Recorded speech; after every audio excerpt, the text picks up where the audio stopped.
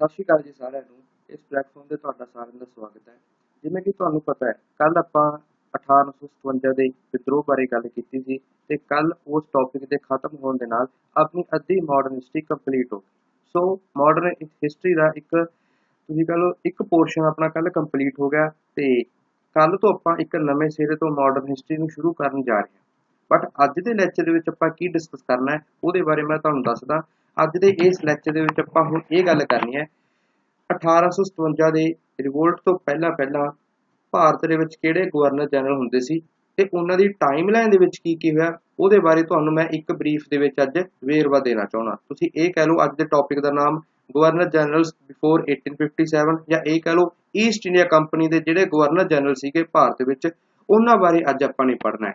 ਸੋ ਦੇਖੋ ਇਹ governor generals ਬਾਰੇ ਜੋ ਕੁਝ ਵੀ ਅੱਜ ਆਪਾਂ ਪੜਾਂਗੇ ਇਹ ਸਾਰਾ ਕੁਝ ਆਪਾਂ ਆਲਰੇਡੀ ਡਿਸਕਸ ਕਰ ਚੁੱਕੇ ਹਾਂ ਪਿਛਲੇ 18 ਲੈਕਚਰਸ ਦੇ ਵਿੱਚ। ਸੋ ਉਹਨਾਂ ਚ ਕੋਈ ਵੀ ਚੀਜ਼ ਮੈਂ ਡਿਟੇਲ ਦੇ ਵਿੱਚ ਇੱਥੇ ਤੁਹਾਨੂੰ ਪੜਾਉਣੀ ਨਹੀਂ। ਇਹ ਲੈਕਚਰ ਸਿਰਫ ਤੇ ਸਿਰਫ ਤੁਹਾਡੀ ਰਿਵੀਜ਼ਨ ਦੇ ਲਈ ਮੈਂ ਲੈ ਕੇ ਆਇਆ ਵੀ ਤੁਹਾਨੂੰ ਪਤਾ ਲੱਗ ਸਕੇ ਵੀ ਕਿਹੜੇ ਗਵਰਨਰ ਜਨਰਲ ਦੀ ਟਾਈਮਲਾਈਨ ਦੇ ਵਿੱਚ ਕਿਹੜੀ ਘਟਨਾ ਵਾਪਰੀ ਸੀ ਤਾਂ ਕਿ ਤੁਹਾਡਾ ਛੇਤੀ ਤੁਸੀਂ ਕਹਿ ਲਓ ਵੀ ਤੁਹਾਡੀ ਰਿਵੀਜ਼ਨ ਹੋ ਸਕੇ। ਸੋ ਬਸ ਉਹੀ ਚੀਜ਼ਾਂ ਨੂੰ ਆਪਾਂ ਡਿਸਕਸ ਕਰਨਾ, ਉਹੀ ਗਵਰਨਰ ਜਨਰਲਸ ਨੇ ਜਿਨ੍ਹਾਂ ਬਾਰੇ ਆਪਾਂ ਪਹਿਲਾਂ ਡਿਸਕਸ ਕੀਤਾ ਸੀਗਾ। ਹੁਣ ਤੁਹਾਨੂੰ ਸਾਰਾ ਕਰਨੋਲੋਜੀ ਦੇ ਵਿੱਚ ਮਿਲ ਜੂਗਾ। ਸਭ ਤੋਂ ਪਹਿਲਾਂ ਕਿਹੜਾ ਗਵਰਨਰ ਜਨਰਲ ਆਇਆ, ਫਿਰ ਕਿਹੜਾ ਆਇਆ ਤੇ ਇਹਨਾਂ ਦੀ ਟਾਈਮਲਾਈਨ ਦੇ ਵਿੱਚ ਕੀ ਵਾਪਰਿਆ, ਉਹ ਸਾਰਾ ਕੁਝ ਤੁਹਾਨੂੰ ਇਸ ਲੈਕਚਰ ਦੇ ਵਿੱਚ ਅੱਜ ਮਿਲ ਜੂਗਾ। ਇਸ ਲੈਕਚਰ ਦੀ PDF ਤੁਸੀਂ ਸਾਡੇ ਟੈਲੀਗ੍ਰਾਮ ਗਰੁੱਪ ਦੇ ਵਿੱਚ ਜਾ ਕੇ ਲੈ ਸਕਦੇ ਹੋ। ਉਹਦਾ ਲਿੰਕ ਤੁਹਾਨੂੰ ਡਿਸਕ੍ਰਿਪਸ਼ਨ ਬਾਕਸ ਦੇ ਵਿੱਚ ਮਿਲ ਜੂਗਾ। ਮੇਰੇ ਨਾਲ ਕੋਈ ਵੀ ਕੁਐਰੀ ਹੈ ਤਾਂ ਇਸ ਨੰਬਰ ਤੇ ਕੰਟੈਕਟ ਕਰਕੇ ਪੁੱਛ ਸਕਦੇ ਹੋਗੇ। ਸੋ ਦੇਖਦੇ ਹਾਂ ਜੀ ਈਸਟ ਇੰਡੀਆ ਕੰਪਨੀ ਦੇ ਕਿਹੜੇ ਗਵਰਨਰ ਜਨਰਲ ਸੀਗੇ ਭਾਰਤ ਵਿਖੇ, ਜਾਂ ਇਹ ਕਹਿ ਲਓ 1857 ਤੋਂ ਪਹਿਲਾਂ ਕਿਹੜੇ ਗਵਰਨਰ ਜਨਰਲ ਹੁੰਦੇ ਸੀਗੇ, ਕਿਉਂਕਿ 1857 ਤੋਂ ਬਾਅਦ ਤਾਂ ਕੰਪਨੀ ਦਾ ਜਿਹੜਾ ਬੋਰੀਆ ਬਿਸਤਰਾ ਸੀ ਕਰਤਾ ਸੀ ਪੈਕ ਭਾਰਤ ਚੋਂ ਤੇ ਕੰਪਨੀ ਤਾਂ ਅਬੋਲਿਸ਼ ਕਰਤੀ ਸੀ। ਫਿਰ ਕਰਾਊਨ ਰੂਲ ਆ ਗਿਆ ਸੀਗਾ ਭਾਰਤ ਦੇ ਵਿੱਚ ਤੇ ਫਿਰ ਬ੍ਰਿਟਿਸ਼ ਹਕੂਮਤ ਦੇ ਜਿਹੜੇ ਗਵਰਨਰ ਜਨਰਲ ਆਏ ਸੀਗੇ ਉਹ ਆਪਾਂ ਕੱਲ ਤੋਂ ਡਿਸਕਸ ਕਰਾਂਗੇ। ਸੋ ਸਭ ਤੋਂ ਪਹਿਲਾਂ ਆਪਾਂ ਸ਼ੁਰੂ ਕਰਦੇ ਹਾਂ ਜੀ ਵਾਰਨ ਹਾਸਟਿੰਗਸ ਸਾਹਿਬ। 1772 ਤੋਂ ਲੈ ਕੇ 1785 ਤੱਕ ਇਹ ਗਵਰਨਰ ਜਨਰਲ ਰਹੇ ਬੰਗਾਲ ਦੇ। ਧਿਆਨ ਦੇ ਨਾਲ ਸੁਣੋ, ਹਲੇ ਉਦੋਂ ਸਿਰਫ ਬੰਗਾਲ ਦਾ ਗਵਰਨਰ ਜਨਰਲ ਹੁੰਦਾ ਸੀਗਾ, ਭਾਰਤ ਦਾ ਗਵਰਨਰ ਜਨਰਲ ਨਹੀਂ ਹੁੰਦਾ ਸੀ, ਕਿਉਂਕਿ ਰੈਗੂਲੇਟਿੰਗ ਐਕਟ ਜਿਹੜਾ 1773 ਵਾਲਾ ਆਇਆ ਸੀ ਉਹਦੇ ਵਿੱਚ ਇਹ ਪ੍ਰੋਵੀਜ਼ਨ ਸੀਗਾ ਵੀ ਗਵਰਨਰ ਆਫ ਬੰਗਾਲ ਨੂੰ ਹੁਣ ਤੋਂ ਗਵਰਨਰ ਜਨਰਲ ਆਫ ਬੰਗਾਲ ਕਿਹਾ ਜਾਊਗਾ। ਸੋ ਇੱਥੋਂ ਕੁਐਸਚਨ ਪੁੱਛਿਆ ਸੀ UPSC ਨੇ। ਦੇਖੋ ਜਿਹੜਾ ਲਾਰਡ ਕਲਾਈਵ ਹੁੰਦਾ ਸੀ ਉਹਨੂੰ ਤਾਂ ਅੰਗਰੇਜ਼ਾਂ ਨੇ ਬੰਗਾਲ ਦਾ ਗਵਰਨਰ ਲਾ ਕੇ ਭੇਜਿਆ ਸੀ, ਉਹ ਵੀ 2 ਵਾਰ। ਬਟ ਜਿਹੜਾ ਵਾਰਨ ਹਾਸਟਿੰਗ ਸੀ ਇਹਨੇ ਕਾਰਨਵਾਲਿਸ ਨੂੰ ਰਿਪਲੇਸ ਕੀਤਾ ਸੀ ਤੇ ਇਹਨੂੰ ਬਣਾਇਆ ਗਿਆ ਗਵਰਨਰ ਜਨਰਲ ਆਫ ਬੰਗਾਲ। ਇਹ ਗੱਲ ਯਾਦ ਰੱਖਿਓ। ਹੁਣ ਇਹਦੇ ਵੇਲੇ ਕੀ ਹੋਇਆ, ਬਹੁਤ ਕੁਝ ਦੇਖਣ ਨੂੰ ਮਿਲਿਆ ਆਪਾਂ ਨੂੰ। ਵਾਰਨ ਹਾਸਟਿੰਗ ਦੇ ਵੇਲੇ 1772 ਤੋਂ ਲੈ ਕੇ 85 ਤੱਕ ਇਹ ਬੰਗਾਲ ਦਾ ਗਵਰਨਰ ਜਨਰਲ ਰਿਹਾ।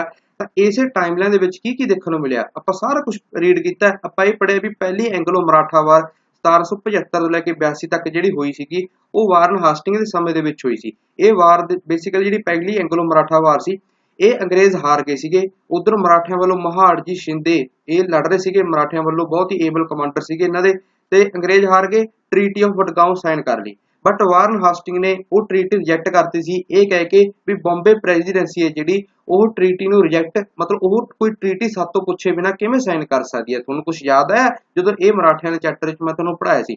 ਸੋ ਫਿਰ ਦੁਬਾਰਾ ਉਹਨੇ ਫੋਰਸਿਸ ਭੇਜੀਆਂ, ਦੁਬਾਰਾ ਬੈਟਲ ਲੜੀ ਗਈ, ਫਿਰ ਮਰਾਠਿਆਂ ਨੂੰ ਹਾਰ ਦਾ ਸਾਹਮਣਾ ਕਰਨਾ ਪਿਆ। ਫਿਰ ਦੁਬਾਰਾ ਵਾਰਨ ਹਾਸਟਿੰਗ ਨੇ 1782 ਚ ਟ੍ਰੀਟੀ ਸਾਈਨ ਕੀਤੀ ਸੀ, ਉਹਨੂੰ ਕਿਹਾ ਗਿਆ ਸੀਗਾ ਟ੍ਰੀਟੀ ਆਫ ਸਲਬਾਈ। ਸੋ ਪਹਿਲੀ ਐਂਗਲੋ ਮਰਾਠਾ ਵਾਰ ਵਾਰਨ ਹਾਸਟਿੰਗ ਦੇ ਸਮੇਂ ਲੜੀ ਗਈ ਸੀ। ਫਿਰ ਇਹ ਮਤਲਬ ਤੁਸੀਂ ਕਹਿ ਲਓ ਪੜ੍ਹਿਆ ਲਿਖਿਆ ਬੰਦਾ ਸੀ, ਲਿਟਰੇਚਰ ਤੇ ਫਿਲਾਸਫੀ ਦੇ ਵਿੱਚ ਇਹ ਬਹੁਤ ਰੁਝਾਨ ਰੱਖਦਾ ਸੀਗਾ ਵਾਰਨ ਹਾਸਟਿੰਗ। ਤੇ ਇਹਦੇ ਸਮੇਂ ਦੇ ਵਿੱਚ ਹੀ ਜਿਹੜੀ ਭਗਵਤ ਗੀਤਾ ਸੀ ਉਹਨੂੰ ਇੰਗਲਿਸ਼ ਦੇ ਵਿੱਚ ਟ੍ਰਾਂਸਲੇਟ ਕੀਤਾ ਗਿਆ ਚਾਰਲਸ ਵਿਲਕਿਨਸ ਦੁਆਰਾ, ਤੇ ਉਸੇ ਬੁੱਕ ਦਾ ਜਿਹੜਾ ਇੰਟਰੋਡਕਸ਼ਨ ਹੈਗੀ ਉਹ ਵਾਰਨ ਹਾਸਟਿੰਗ ਦੁਆਰਾ ਲਿਖੀ ਹੋਈ ਹੈ। ਲਾਰਡ ਕਲਾਈ ਦੁਆਰਾ ਜਿਹੜਾ ਡੂਅਲ ਸਿਸਟਮ ਆਫ ਗਵਰਨਮੈਂਟ ਲਿਆਂਦੀ ਗਈ ਸੀਗੀ, ਨਿਜ਼ਾਮਤ ਅੱਡ, ਉਹ ਕੰਪਨੀ ਸਾਂਭਦੀ ਸੀ ਪੈਸੇ ਟਕੇ ਦਾ ਮਾਮਲਾ, ਤੇ ਜਿਹੜੇ ਐਡਮਿਨਿਸਟ੍ਰੇਸ਼ਨ ਸੀਗੀ ਉਹ ਆਪਦੇ ਜਿਹੜੇ ਡਿਪਟੀ ਦੀਵਾਨ ਸੀਗੇ ਉਹਨਾਂ ਨੂੰ ਦੇ ਦਿੰਦੇ ਸੀ ਤੇ ਰਾਜ ਨੂੰ ਦੇ ਦਿੰਦੇ ਸੀ। ਉਹ ਡੂਅਲ ਗਵਰਨਮੈਂਟ ਸੀਗੀ, ਸਿਸਟਮ ਸੀਗਾ ਲਾਰਡ ਕਲਾਈ ਦਾ। ਉਸ ਸਿਸਟਮ ਨੂੰ ਇਹਨੇ ਵਾਰਨ ਹਾਸਟਿੰਗ ਨੇ ਆ ਕੇ ਅਬੋਲਿਸ਼ ਕੀਤਾ ਆਪਦੇ ਸਮੇਂ ਦੇ ਵਿੱਚ। ਫਿਰ ਦੂਸਰੀ ਐਂਗਲੋ ਮੈਸੂਰ ਵਾਰ ਇਹਦੇ ਸਮੇਂ 'ਚ ਲੜੀ ਗਈ, ਕਦੋਂ? 1780 ਤੋਂ ਲੈ ਕੇ 84 ਤੱਕ। ਹੈਦਰ ਅਲੀ ਮੈਸੂਰ ਦਾ ਸੁਲਤਾਨ ਹੁੰਦਾ ਸੀ, ਉਹ ਦੂਸਰੀ ਐਂਗਲੋ ਮੈਸੂਰ ਵਾਰ ਦੇ ਵਿੱਚ ਉਹਦੀ ਡੈਥ ਹੋ ਗਈ ਸੀ। ਫਿਰ ਉਹਦਾ ਜਿਹੜਾ ਮੁੰਡਾ ਸੀ ਟੀਪੂ ਸੁਲਤਾਨ, ਚਲਦੀ ਲੜਾਈ 'ਚ ਉਹਨੇ ਕਮਾਨ ਸਾਂਭੀ ਤੇ ਅੰਗਰੇਜ਼ਾਂ ਦੇ ਖਿਲਾਫ ਲੜਾਈ ਲੜੀ ਇਸ ਦੂਸਰੀ ਐਂਗਲੋ ਮੈਸੂਰ ਵਾਰ ਦੇ ਵਿੱਚ। ਤੇ ਉਸ ਵੇਲੇ ਬੰਗਾਲ ਦਾ ਗਵਰਨਰ ਜਨਰਲ ਹੁੰਦਾ ਸੀਗਾ ਵਾਰਨ ਹਾਸਟਿੰਗ, ਤੇ ਇਸ ਲੜਾਈ ਦੇ ਵਿੱਚ ਅੰਗਰੇਜ਼ਾਂ ਦੀ ਫੌਜ ਵੱਲੋਂ ਸਰ ਕੁੱਟੀ ਸਾਹਿਬ ਨੇਤਰਤਵ ਕਰ ਰਹੇ ਸੀ। ਵਾਰਨ ਹਾਸਟਿੰਗ ਤੋਂ ਬਾਅਦ ਅਗਲੇ ਆ ਗਏ ਜੀ ਸਰ ਜੌਨ ਮੈਕਫਰਸਨ। ਅੱਛਾ, ਇਹਨਾਂ ਗਵਰਨਰ ਜਨਰਲ ਚੋਂ ਨਾ ਕੁਐਸਚਨ ਬਹੁਤ ਤਰ੍ਹਾਂ ਦੇ ਬਣ ਸਕਦੇ ਨੇ, ਤੁਹਾਡੇ ਤੋਂ ਐਗਜ਼ਾਮੀਨਰ ਪੁੱਛ ਸਕਦਾ ਹੈਗਾ ਵੀ ਆਹ ਚੀਜ਼ਾਂ ਨੇ ਜੀ, 3-4 ਚੀਜ਼ਾਂ ਮੈਂ ਲਿਖ ਦਿੰਦਾ, ਇਹ ਦੱਸੋ ਇਹਨਾਂ ਚੀਜ਼ਾਂ ਦੇ ਵਿੱਚੋਂ ਕਿਹੜੀ ਘਟਨਾ ਵਾਰਨ ਹਾਸਟਿੰਗ ਦੇ ਸਮੇਂ 'ਚ ਵਾਪਰੀ। ਇਹ ਕੁਐਸਚਨ। ਦੂਸਰਾ ਕੁਐਸਚਨ ਤੁਹਾਨੂੰ 3-4 ਗਵਰਨਰ ਜਨਰਲ ਦੇ ਨਾਮ ਦੇ ਦੂਗਾ ਐਗਜ਼ਾਮੀਨਰ, ਤੇ ਇਹ ਕਹਿ ਦੂਗਾ ਇਹਨਾਂ ਨੂੰ ਕਰਨੋਲੋਜੀ ਦੇ ਵਿੱਚ ਅਰੇਂਜ ਕਰੋ, ਪਹਿਲਾਂ ਕਿਹੜਾ ਆਇਆ ਬਾਅਦ ਚੋਂ ਕਿਹੜਾ ਆਇਆ। ਬਥੇਰੀ ਤਰ੍ਹਾਂ ਦੇ ਕੁਐਸਚਨ ਬਣ ਸਕਦੇ ਨੇ ਇਸ ਲੈਕਚਰ 'ਚ। ਸੋ ਦੂਸਰੇ ਗਵਰਨਰ ਜਨਰਲ ਆਏ ਸੀਗੇ ਸਰ ਜੌਨ ਮੈਕਫਰਸਨ, 1785 ਤੋਂ ਲੈ ਕੇ 86 ਤੱਕ ਇਹ ਰਹੇ। ਸੋ ਗਵਰਨਰ ਜਨਰਲ ਜਿਹੜੇ ਵਾਰਨ ਹਾਸਟਿੰਗ ਸੀਗੇ ਕਰਪਸ਼ਨ ਦੇ ਦੋਸ਼ ਸੀਗੇ, ਉਹਨਾਂ ਦੇ ਉੱਪਰ ਇਲਜ਼ਾਮ ਲੱਗੇ, ਵਾਪਸ ਬੁਲਾ ਲਿਆ ਗਿਆ, ਉਹਨਾਂ ਨੇ ਰਿਜ਼ਾਈਨ ਕਰਤਾ ਸੀਗਾ ਆਪਦੀ ਗਵਰਨਰ ਜਨਰਲ ਦੀ ਪੋਸਟ ਤੋਂ। ਸੋ ਫਿਰ ਮੈਕਫਰਸਨ ਸਾਹਿਬ ਆਏ ਜੀ ਐਕਟਿੰਗ ਗਵਰਨਰ ਜਨਰਲ ਬਣ ਕੇ 1 ਸਾਲ ਦੇ ਲਈ ਇਹ ਗਵਰਨਰ ਜਨਰਲ ਰਹੇ ਬੰਗਾਲ ਦੇ 1785 ਤੋਂ 86 ਤੱਕ। ਸੋ ਇਹਨਾਂ ਦੀ ਐਡਮਿਨਿਸਟ੍ਰੇਸ਼ਨ ਦੇ ਵਿੱਚ ਵੀ ਬਹੁਤ ਕਮੀਆਂ ਸੀਆਂ, ਬਹੁਤ ਇਨਐਫੀਸ਼ੀਐਂਸੀ ਸੀਆਂ, ਕਰਪਸ਼ਨ ਬਹੁਤ ਕੀਤੀ ਇਸ ਬੰਦੇ ਨੇ ਵੀ, ਤੇ ਆਰਮੀ ਦੇ ਵਿੱਚ ਵੀ ਕਾਫੀ ਅੰਡਰਸਟ ਸੀਗਾ ਇਹਦੀ ਟਾਈਮਲਾਈਨ ਦੇ ਵਿੱਚ। ਸੋ ਕੁਝ ਖਾਸ ਨਹੀਂ ਹੋਇਆ ਸੀਗਾ ਮੈਕਫਰਸਨ ਦੀ ਟਾਈਮਲਾਈਨ ਦੇ ਵਿੱਚ। ਤੀਸਰੇ ਆ ਗਏ ਕਾਰਨਵਾਲਿਸ ਸਾਹਿਬ, 1786 ਤੋਂ ਲੈ ਕੇ 93 ਤੱਕ ਇਹ ਗਵਰਨਰ ਜਨਰਲ ਰਹੇ। ਇਹਨਾਂ ਦੀ ਟਾਈਮਲਾਈਨ ਦੇ ਵਿੱਚ ਤਾਂ ਬਹੁਤ ਕੁਝ ਦੇਖਣ ਨੂੰ ਮਿਲਿਆ, ਆਪਾਂ ਸਾਰਾ ਕੁਝ ਪੜ੍ਹਿਆ ਹੈ। ਸੋ ਬਹੁਤ ਹੀ ਏਬਲ ਐਡਮਿਨਿਸਟ੍ਰੇਟਰ ਤੇ ਇਹ ਰਿਫਾਰਮਰ ਸੀਗੇ ਕਾਰਨਵਾਲਿਸ ਜੀ। ਇਹਨਾਂ ਦੀ ਟਾਈਮਲਾਈਨ ਦੇ ਵਿੱਚ ਨਾ ਇੱਕ ਬੈਟਲ ਬਹੁਤ ਇੰਪੋਰਟੈਂਟ ਲੜੀ ਗਈ ਸੀ, ਉਸ ਬੈਟਲ ਦਾ ਜ਼ਿਕਰ ਆਪਾਂ ਹੁਣ ਤੱਕ ਕੀਤਾ ਨਹੀਂ। ਕਿਉਂਕਿ ਆਪਣੇ ਟੌਪਿਕ ਦਾ ਪਹਿਲਾਂ ਉਹ ਪਾਰਟ ਬਣਨਾ ਨਹੀਂ ਸੀ। ਅੱਜ ਦੇ ਇਸ ਟੌਪਿਕ ਦੇ ਵਿੱਚ ਹੀ ਉਸ ਬੈਟਲ ਦੇ ਬਾਰੇ ਜ਼ਿਕਰ ਕਰਿਆ ਜਾਣਾ ਸੀ। ਸੋ ਉਹ ਬੈਟਲ ਦਾ ਨਾਮ ਹੈ ਜੀ ਮਰਾਠਾ ਮੈਸੂਰ ਵਾਰ। ਇਹ ਬੈਟਲ ਬਾਰੇ ਆਪਾਂ ਪਿੱਛੇ ਕਦੇ ਨਹੀਂ ਪੜਿਆ, ਅੱਜ ਹੀ ਇਸ ਬੈਟਲ ਬਾਰੇ ਪੜ੍ਹਨਾ ਸੀ। ਇਸ ਬੈਟਲ ਬਾਰੇ ਮੈਂ ਤੁਹਾਨੂੰ ਸਮਝਾਉਣਾ ਚਾਹੁੰਦਾ। ਇਹ ਬੈਟਲ ਲਾਰਡ ਕਾਰਨਵਾਲਿਸ ਦੇ ਸਮੇਂ ਦੇ ਵਿੱਚ ਲੜੀ ਗਈ ਸੀ। ਬੈਟਲ ਦਾ ਨਾਮ ਹੈ ਮਰਾਠਾ ਮੈਸੂਰ ਵਾਰ, 1785 ਤੋਂ ਲੈ ਕੇ 87, 2 ਸਾਲਾਂ ਤੱਕ ਇਹ ਲੜਾਈ ਚੱਲੀ। ਸੋ ਨਾਮ ਤੋਂ ਪਤਾ ਚੱਲ ਰਿਹਾ ਮਰਾਠੇ ਤੇ ਮੈਸੂਰ ਵਾਲੇ ਜਿਹੜੇ ਹੁੰਦੇ ਸੀ ਰਾਜੇ, ਇਹਨਾਂ ਦੇ ਵਿਚਾਲੇ ਇਹ ਲੜਾਈ ਲੜੀ। ਹੁਣ ਤੁਹਾਨੂੰ ਪਤਾ ਹੈ ਇਹ ਉਹ ਦੌਰ ਹੈ ਲਾਰਡ ਕਾਰਨਵਾਲਿਸ ਦਾ ਜਦੋਂ ਮਰਾਠੇ ਵੀ ਆਪਦੇ ਕਾਇਮ ਹੁੰਦੇ ਸੀਗੇ ਪੂਰੇ, ਤੇ ਉਧਰ ਮੈਸੂਰ ਵਾਲੇ ਵੀ ਪੂਰੇ ਆਪਦੇ ਡੋਮੀਨੈਂਸ ਚ ਹੁੰਦੇ ਸੀ, ਤੇ ਇਹਨਾਂ ਦੇ ਨਾਲ ਹੀ ਇਹ ਅੰਗਰੇਜ਼ ਲੜਦੇ ਫਿਰਦੇ ਹੁੰਦੇ ਸੀਗੇ ਉਸ ਦੌਰ ਦੇ ਵਿੱਚ। ਸੋ ਹੋਇਆ ਕੀ, ਮਰਾਠੇ ਤੇ ਮੈਸੂਰਾਂ ਦੇ ਆਪਸ ਦੇ ਵਿੱਚ ਵੀ ਲੜਾਈ ਹੋਈ ਸੀ। ਕਿਵੇਂ? ਹੁਣ ਦੇਖੋ ਕਾਰਨਵਾਲਿਸ ਆਇਆ, ਕਾਰਨਵਾਲਿਸ ਆਉਣ ਸਾਰ ਇਹਨੇ ਕੀ ਸੋਚਿਆ ਵੀ ਯਾਰ ਆਪਾਂ ਜਿਹੜੀਆਂ ਆਪਦੀਆਂ ਖੁਦ ਦੀਆਂ ਟੈਰੀਟਰੀਆਂ ਨੇ, ਇੰਗਲਿਸ਼ ਡੋਮੀਨੀਅਨ ਦੇ ਅੰਡਰ ਜਿਹੜੇ ਹਿੱਸੇ ਆਉਂਦੇ ਨੇ ਭਾਰਤ ਦੇ, ਉੱਥੇ ਆਪਾਂ ਕੋਈ ਰਿਫਾਰਮ ਵਗੈਰਾ ਕਰੀਏ। ਸੋ ਤੁਹਾਨੂੰ ਪਤਾ ਹੈ ਪਰਮਾਨੈਂਟ ਸੈਟਲਮੈਂਟ ਵਰਗੇ ਸਿਸਟਮ ਲਿਆਉਣ ਦੇ ਵਿੱਚ ਕਾਰਨਵਾਲਿਸ ਸਾਹਿਬ ਬਹੁਤ ਬਿਜੀ ਸੀ। ਉਧਰੋਂ ਕੀ ਹੋਇਆ, ਮਰਾਠਾ ਮੈਸੂਰ ਵਾਰ ਛਿੜ ਪਈ। ਇਹਨਾਂ ਦਾ ਕਾਰਨ ਕੀ ਸੀਗਾ ਇਸ ਲੜਾਈ ਛਿੜਨ ਦਾ? ਜਿਹੜਾ ਮਰਾਠੇ ਸੀਗੇ ਇਹਨਾਂ ਨੇ ਹੈਦਰਾਬਾਦ ਦੇ ਨਿਜ਼ਾਮ ਦੇ ਨਾਲ ਇੱਕ ਮਿਲਟਰੀ ਅਲਾਇੰਸ ਬਣਾ ਲਿਆ, ਤੇ ਇਹ ਕਿਹਾ ਵੀ ਟੀਪੂ ਸੁਲਤਾਨ ਹੋਰਾਂ ਨੇ ਜਿਹੜੀਆਂ ਸਾਡੀਆਂ ਟੈਰੀਟਰੀਜ਼ ਖੋਈਆਂ ਹੋਈਆਂ ਨੇ ਉਹ ਆਪਾਂ ਨੇ ਵਾਪਿਸ ਐਕਵਾਇਰ ਕਰਨੀਆਂ ਨੇ। ਤੇ ਫਿਰ ਹੁਣ ਟੀਪੂ ਸੁਲਤਾਨ ਨੂੰ ਪਤਾ ਲੱਗ ਗਿਆ, ਉਹਨੂੰ ਜਦੋਂ ਪਤਾ ਲੱਗਿਆ ਉਹਨੇ ਲੜਾਈ ਛੇੜ ਲਈ ਇਹਨਾਂ ਮਰਾਠਿਆਂ ਦੇ ਨਾਲ। ਤੇ ਫਿਰ ਮਰਾਠਿਆਂ ਨੇ ਕੀ ਕੀਤਾ, ਲਾਰਡ ਕਾਰਨਵਾਲਿਸ ਜੋ ਕਿ ਐਡਮਿਨਿਸਟ੍ਰੇਟਿਵ ਰਿਫਾਰਮ ਕਰਨ ਦੇ ਵਿੱਚ ਬਿਜ਼ੀ ਸੀਗਾ, ਉਹਨੂੰ ਲੜਾਈ ਦੇ ਵਿੱਚ ਇਨਕਲੂਡ ਕਰਨ ਦੀ ਕੋਸ਼ਿਸ਼ ਕੀਤੀ। ਉਹਨੂੰ ਕਿਹਾ ਵੀ ਸਾਡਾ ਸਾਥ ਦੇ ਦਿਓ ਜੀ, ਮਰਾਠੇ ਕਹਿੰਦੇ ਕਾਰਨਵਾਲਿਸ ਨੂੰ। ਬਟ ਕਾਰਨਵਾਲਿਸ ਨੇ ਚੁੱਪ ਵੱਟ ਲਈ। ਉਹ ਕਹਿੰਦਾ ਨਹੀਂ ਵੀ ਰਾਜੇ ਤੁਸੀਂ ਆਪਸ ਚ ਲੜੀ ਜਾਓ, ਵੀ ਮੈਂ ਕੋਈ ਵਧੀਆ ਕੰਮ ਲੱਗਿਆ ਹੋਇਆਗਾ ਤੇ ਮੈਨੂੰ ਕੰਮ ਕਰ ਲਾਂ ਦਿਓ, ਮੈਨੂੰ ਜ਼ਮੀਨੀ ਰਿਫਾਰਮ ਕਰ ਲਾਂ ਦਿਓ। ਕਾਰਨਵਾਲਿਸ ਨੇ ਜਵਾਬ ਦਿੱਤਾ, ਤੇ ਇਹ ਲੜਾਈ ਦੇ ਵਿੱਚ ਫਿਰ ਹੋਇਆ ਕੀ, ਨਤੀਜਾ ਕੀ ਨਿਕਲਿਆ? ਇਸ ਲੜਾਈ ਦੇ ਵਿੱਚ ਪੀਸ ਐਸਟੈਬਲਿਸ਼ ਕੀਤੀ ਗਈ ਮਰਾਠਿਆਂ ਤੇ ਟੀਪੂ ਸੁਲਤਾਨ ਦੇ ਵਿਚਾਲੇ। ਇੱਕ ਟ੍ਰੀਟੀ ਸਾਈਨ ਕੀਤੀ ਗਈ, ਉਸ ਟ੍ਰੀਟੀ ਦਾ ਨਾਮ ਸੀਗਾ ਟ੍ਰੀਟੀ ਆਫ ਗਜੇਂਦਰਗੜ੍ਹ, ਕਰਨਾਟਕਾ ਚ ਇਹ ਜਗ੍ਹਾ, ਉੱਥੇ ਟ੍ਰੀਟੀ ਸਾਈਨ ਕੀਤੀ ਗਈ 1787 ਤੇ ਪੀਸ ਮੇਨਟੇਨ ਕੀਤੀ ਗਈ ਸੀ। ਸੋ ਇਹ ਇੱਕ ਛੋਟੀ ਜਿਹੀ ਲੜਾਈ ਹੋਈ ਸੀਗੀ ਮਰਾਠੇ ਤੇ ਮੈਸੂਰ ਵਾਲੇ ਦੇ ਵਿਚਾਲੇ ਕਾਰਨਵਾਲਿਸ ਦੇ ਸਮੇਂ ਦੇ ਵਿੱਚ। ਤੇ ਹੁਣ ਕਾਰਨਵਾਲਿਸ ਤਾਂ ਇੱਧਰ ਬਿਜੀ ਸੀਗਾ ਪਰਮਾਨੈਂਟ ਸੈਟਲਮੈਂਟ ਸਿਸਟਮ ਨੂੰ ਲਿਆਉਣ ਦੇ ਵਿੱਚ, ਤੇ ਇਹਨੂੰ ਜ਼ਮੀਨਦਾਰੀ ਸਿਸਟਮ ਵੀ ਕਹਿੰਦੇ ਨੇ। ਹੁਣ ਇਹ ਕੀ ਹੈ ਇਹ ਤਾਂ ਮੈਂ ਤੁਹਾਨੂੰ ਸਮਝਾਉਣਾ ਚਾਹੁੰਦਾ ਨਹੀਂ ਹੈਗਾ, ਕਿਉਂਕਿ ਆਪਾਂ ਬੜੀ ਡਿਟੇਲ ਦੇ ਵਿੱਚ ਇਹਦੇ ਬਾਰੇ ਡਿਸਕਸ ਕੀਤਾ ਹੈ। ਬਸ ਇਹ ਆਪਾਂ ਸਮਝੀਏ ਵੀ ਕਾਰਨਵਾਲਿਸ ਦੇ ਸਮੇਂ ਇਹ ਪਰਮਾਨੈਂਟ ਸੈਟਲਮੈਂਟ ਸਿਸਟਮ ਆਇਆ ਸੀ। ਉਸ ਤੋਂ ਇਲਾਵਾ ਕਾਰਨਵਾਲਿਸ ਨੇ ਹਿੰਦੂ ਤੇ ਮੁਸਲਿਮ ਲਾਅ ਸੀਗੇ, ਉਹਨਾਂ ਨੂੰ ਮਤਲਬ ਤੁਸੀਂ ਕਹ ਲਓ ਇੱਕ ਤਰ੍ਹਾਂ ਨਾਲ ਛੋਟੇ ਪੱਧਰ ਤੇ ਕੋਡੀਫਾਈ ਕਰਨ ਦੀ ਕੋਸ਼ਿਸ਼ ਕੀਤੀ ਸੀਗੀ। ਇੱਕ ਆਪਦਾ ਖੁਦ ਦਾ ਵੀ ਇਹ ਸਿਵਲ ਤੇ ਕ੍ਰਿਮੀਨਲ ਕੋਡ ਲੈ ਕੇ ਆਇਆ ਸੀਗਾ, ਉਹਨੂੰ ਕਿਹਾ ਜਾਂਦਾ ਸੀਗਾ ਕਾਰਨਵਾਲਿਸ ਕੋਡ 1793। ਬਾਅਦ ਦੇ ਵਿੱਚ ਤਾਂ ਫਿਰ ਮੈਕੂਲੇ ਸਾਹਿਬ ਨੇ ਸਾਰੇ ਕਾਨੂੰਨਾਂ ਦੀ ਕੋਡੀਫਿਕੇਸ਼ਨ ਕੀਤੀ ਹੀ ਸੀਗੀ। ਤੀਸਰੀ ਐਂਗਲੋ ਮੈਸੂਰ ਵਾਰ ਜੋ ਕਿ 1799 ਤੋਂ ਲੈ ਕੇ 92 ਤੱਕ ਲੜੀ ਗਈ। ਟੀਪੂ ਸੁਲਤਾਨ ਇਹ ਬੈਟਲ ਹਾਰਿਆ ਸੀਗਾ, ਕਾਫੀ ਨੁਕਸਾਨ ਹੋਇਆ ਸੀ ਟੀਪੂ ਸੁਲਤਾਨ ਨੂੰ, ਆਪਦੇ 2 ਮੁੰਡੇ 3 ਕਰੋੜ ਰੁਪਇਆ ਦੇਣਾ ਪਿਆ ਸੀ ਟੀਪੂ ਸੁਲਤਾਨ ਨੂੰ। ਉਹ ਬੈਟਲ ਵੀ ਕਾਰਨਵਾਲਿਸ ਦੇ ਸਮੇਂ ਦੇ ਵਿੱਚ ਲੜੀ ਗਈ ਸੀ। ਫਿਰ ਤੁਹਾਨੂੰ ਪਤਾ ਹੈ ਸੰਸਕ੍ਰਿਤ ਕਾਲਜ ਸਟੈਬਲਿਸ਼ ਹੋਇਆ ਸੀ 1791 ਦੇ ਵਿੱਚ ਬਨਾਰਸ ਵਿਖੇ, ਜੋਨਾਥਨ ਡੰਕਨ ਨਾਮ ਦੇ ਬੰਦੇ ਨੇ ਸਟੈਬਲਿਸ਼ ਕੀਤਾ ਸੀ, ਤੇ ਉਸ ਵੇਲੇ ਗਵਰਨਰ ਜਨਰਲ ਕੌਣ ਹੁੰਦਾ ਸੀਗਾ? ਕਾਰਨਵਾਲਿਸ ਸਾਹਿਬ। ਤੇ ਫਿਰ ਇਹਨਾਂ ਨੂੰ ਸਿਵਲ ਸਰਵਿਸਿਜ਼ ਦਾ ਫਾਦਰ ਵੀ ਕਿਹਾ ਜਾਂਦਾ ਇੰਡੀਆ ਦੇ ਵਿੱਚ, ਕਿਉਂਕਿ ਇਹਨਾਂ ਨੇ ਕਾਫੀ ਸਿਵਲ ਸਰਵਿਸ ਦੇ ਵਿੱਚ ਰਿਫਾਰਮ ਕੀਤੇ ਸੀ। ਯਾਦ ਆਇਆ ਕੁਝ? ਕੋਵੈਨੈਂਟਡ ਸਿਵਲ ਸਰਵਿਸਿਜ਼, ਅਨਕੋਵੈਨੈਂਟਡ ਸਿਵਲ ਸਰਵਿਸਿਜ਼, ਇਹਦੀ ਹੀ ਦੇਣ ਸੀ। ਪੁਲਿਸ ਦੇ ਵਿੱਚ ਇਹਨੇ ਬਹੁਤ ਰਿਫਾਰਮ ਕੀਤੇ ਸੀਗੇ, ਐਸਪੀ ਦੀ ਪੋਸਟ ਲਿਆਂਦੀ ਇਹਨੇ, ਦਰੋਗਾ ਦੀ ਪੋਸਟ ਲਿਆਂਦੀ, ਥਾਣੇ ਸੀਗੇ ਜਿਹੜੇ ਜ਼ਿਲ੍ਹਿਆਂ 'ਚ ਉਹਨਾਂ ਨੂੰ ਮਾਡਰਨਾਈਜ਼ ਕਰਨ ਦੀ ਕੋਸ਼ਿਸ਼ ਕੀਤੀ, ਕਾਰਨਵਾਲਿਸ ਸਾਹਿਬ ਦੀ ਦੇਣ ਸੀ। ਤਾਂ ਕਰਕੇ ਇਹਨੂੰ father of civil services in India ਦੇ ਨਾਮ ਨਾਲ ਜਾਣਿਆ ਜਾਂਦਾ। फिर अगले आ गए जी सर जॉन शोर 1793 ਤੋਂ ਲੈ ਕੇ 98 ਤੱਕ ਇਹ ਗਵਰਨਰ ਜਨਰਲ ਰਹੇ ਭਾਰਤ ਦੇ। ਬੇਸਿਕਲੀ ਸਿਆਣਾ ਬੰਦਾ ਸੀਗਾ, ਸ਼ਕਲ ਤੋਂ ਵਿਚਾਰਾ ਭੋਲਾ ਭਾਲਾ ਪੜ੍ਹਿਆ ਲਿਖਿਆ ਬੰਦਾ ਲੱਗਦਾ। ਇਹ ਬੇਸਿਕਲੀ ਇਹ ਚਾਹੁੰਦਾ ਸੀ ਵੀ ਜਿਹੜੇ ਲੜਾਈਆਂ ਝਗੜੇ ਨੇ ਆਪਾਂ ਇਹ ਚੀਜ਼ਾਂ ਅਵੋਇਡ ਕਰੀਏ। ਸੋ ਹੋਸਟਿਲਿਟੀਜ਼ ਨੂੰ ਅਵੋਇਡ ਕਰਨ ਦੀ ਇਹਦੀ ਹਮੇਸ਼ਾ ਕੋਸ਼ਿਸ਼ ਰਹੀ ਸੀ। ਤੇ ਟੀਪੂ ਸੁਲਤਾਨ ਜੋ ਕਿ ਇਹਦੇ ਟਾਈਮਲਾਈਨ ਦੇ ਵਿੱਚ ਕਾਫੀ ਮਤਲਬ ਹੋਂਦ ਦੇ ਵਿੱਚ ਹੁੰਦਾ ਸੀਗਾ, ਇਹਨੇ ਕੋਸ਼ਿਸ਼ ਵੀ ਕੀਤੀ ਵੀ ਟੀਪੂ ਸੁਲਤਾਨ ਦੇ ਨਾਲ ਫਰੈਂਡਲੀ ਸਮਝੌਤੇ ਕੀਤੇ ਜਾਣ, बट बाला लंबा समय तक ये रिश्ते बने नहीं, ते रिश्ते खराब हो गए, रिलेशन खराब हो गए 1795 तो बाद। फिर चौथी एंग्लो मैसूर वार छेड़नी पई, टीपू सुल्तान की ਉਹਦੇ ਵਿੱਚ ਡੈਥ ਹੋ ਗਈ ਸੀ। ਤੇ ਇੰਪੋਰਟੈਂਟ ਗੱਲ ਯਾਦ ਰੱਖਿਓ, ਜੌਨ ਸ਼ੋਰ ਦੇ ਟਾਈਮਲਾਈਨ ਦੇ ਵਿੱਚ ਇੱਕ ਗੱਲ ਯਾਦ ਰੱਖਿਓ ਜਿਹੜੀ ਵਾਪਰੀ ਸੀ, ਜਿਹੜਾ ਕਾਰਨਵਾਲਿਸ ਦੁਆਰਾ ਪਰਮਾਨੈਂਟ ਸੈਟਲਮੈਂਟ ਸਿਸਟਮ ਲਿਆਂਦਾ ਗਿਆ ਸੀ।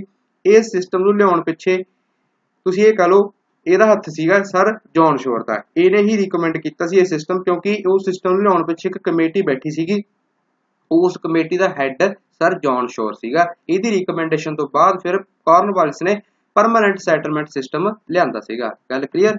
ਅੱਗੇ ਆ ਗਏ ਸਰ ਅਲੂਡ ਕਲਾਰਕ, 1 ਸਾਲ ਦੇ ਬਸ ਐਂ 2 ਮਹੀਨਿਆਂ ਵਾਸਤੇ ਇਹ ਐਕਟਿੰਗ ਗਵਰਨਰ ਜਨਰਲ ਰਹੇ ਸੀਗੇ ਇਹ ਆਪਣੇ ਬੰਗਾਲ ਦੇ। ਸਰ ਅਲੂਡ ਕਲਾਰਕ, ਇਹਨਾਂ ਦੀ ਟਾਈਮਲਾਈਨ ਦੇ ਵਿੱਚ ਕੁਝ ਵੀ ਨਹੀਂ ਹੋਇਆ, 2 ਮਹੀਨਿਆਂ 'ਚ ਕੀ ਇਹ ਕਰ ਲੈਂਦਾ। फिर अगे आ गए sir Lord Mornington Wellesley, Richard Wellesley भी इन्हों कहते हैं। वेल्सले साहब आए सी 1798 ਤੋਂ ਲੈ ਕੇ 1805 तक। इन्हों की टाइमलाइन भी बहुत कुछ वापरिया। सो पढ़ लैने आपां। सब तो पहला देखो चौथी एंग्लो मैसूर वार इन्हों के समय लड़ी गई 1799 ਦੇ ਵਿੱਚ। टीपू सुल्तान ਨੂੰ मारता ते श्रीरंगापट्टनम सीगा जिहड़ा इहदी कैपिटल सीगी ਉਹਨੂੰ कैप्चर कर लिता गया सीगा वेल्सले होरां द्वारा। वेल्सले ने कलकत्ता विखे सन 1800 ਚ फोर्ट विलियम कॉलेज भी स्टैबलिश किया सी, जे तुहानूं याद होवे, जिहदे विच इह चाहुंदा सीगा भी जिहड़े जवाक नेगे उन्हां नूं सिविल सर्विसिज दी जिहड़ी ट्रेनिंग है वो दित्ती जावे। बट इत्थे जवाकां नूं कदे नहीं भेजिया गया, अंग्रेज़ां ने विरोध किया सी। वो कहंदे साडा जिहड़ा कलकत्ते सॉरी इंग्लैंड च हैलबरी कॉलेज बनाया है असीं उत्थे ट्रेनिंग देवांगे, ना कि इस कलकत्ते वाले कॉलेज। फिर वेल्सले ने सबसिडरी अलायंस सिस्टम लिआंदा सी 1798 ਦੇ ਵਿੱਚ ਤੇ हैदराबाद ਦਾ निज़ाम पहला विक्टिम सीगा जिहने ਇਹ सबसिडरी अलायंस साइन किया सी। हुण सबसिडरी अलायंस वा की हुंदा ਇਹਦੇ ਬਾਰੇ ਹੁਣ ਆਪਾਂ ਬਹੁਤ ਡਿਟੇਲ ਦੇ ਵਿੱਚ ਪੜਿਆ ਹੈ। ਆਪਾਂ ਤਾਂ ਸਿਰਫ ਇੱਕ ਤਰ੍ਹਾਂ ਦੀ ਰਿਵੀਜ਼ਨ ਕਰ ਰਹੇ ਹਾਂ ਵੀ ਕਿਹੜੀ-ਕਿਹੜੀ ਚੀਜ਼ਾਂ ਇਹਨਾਂ ਦੇ ਟਾਈਮਲਾਈਨ ਦੇ ਵਿੱਚ ਵਾਪਰੀਆਂ ਸੀਆਂ। ਫਿਰ ਦੂਸਰੀ ਐਂਗਲੋ ਮਰਾਠਾ ਵਾਰ 1803 ਤੋਂ 5 ਤੱਕ ਇਸ ਵੈਲਸਲੇ ਦੇ ਟਾਈਮਲਾਈਨ ਦੇ ਵਿੱਚ ਲੜੀ ਗਈ ਸੀ। ਹੁਣ ਸਾਰਾ ਕੁਝ ਤਾਂ ਆਪਾਂ ਡਿਟੇਲ ਦੇ ਵਿੱਚ ਮੈਂ ਤੁਹਾਨੂੰ ਸਮਝਾ ਚੁੱਕਿਆ। ਹੁਣ ਬਾਰੀ-ਬਾਰੀ ਉਹੀ ਕਹਾਣੀਆਂ ਮੈਂ ਪੜ੍ਹੀ ਜਾਵਾਂ, ठीक है। ये तो तुक्को बनती नहीं, आप सिर्फ ये रिवाइज कर रहे हैं। ये तुसी शॉर्ट नोट्स भी तैयार कर सकते हो। अज दे इस लैक्चर चों जिन्ने आप पिछे हुण तक 18 लैक्चर पढ़े ने उन्हां दे तुसी कह लो एक तरह का करक्स है ये लैक्चर, ठीक है। सो ध्यान दे नाल सुनी चलो। अगे आ गए लॉर्ड कार्नवालिस साहब, दोबारा आ गए 1805 च ते दूसरी टर्म के लिए ये आए भारत दे विच गवर्नर जनरल बन के बंगाल दे। उस वेले तां इंडिया दा हुंदा नहीं सी, हाले गवर्नर जनरल बंगाल दे बन के कुछ समय वास्ते। फिर इन्होंने चढ़ गया तेज बुखार जिहदे करके यूपी के गाजीपुर विखे इन्हां दी डेथ हो गई। सो कॉर्नवालिस भारत विखे ही मरे सीगे ते गाजीपुर विखे इन्हां दी डेथ हुई सी। कई बार फैक्चुअल क्वेश्चन पूछा जा सकदा तुहाडे तो कित्थे कॉर्नवालिस दी डेथ हुई सी। फिर आगे सर जॉर्ज बारलो 1805 तो लेकर 7 तक ये गवर्नर जनरल रहे। इन्हां दी टाइमलाइन कुछ भी नहीं होया।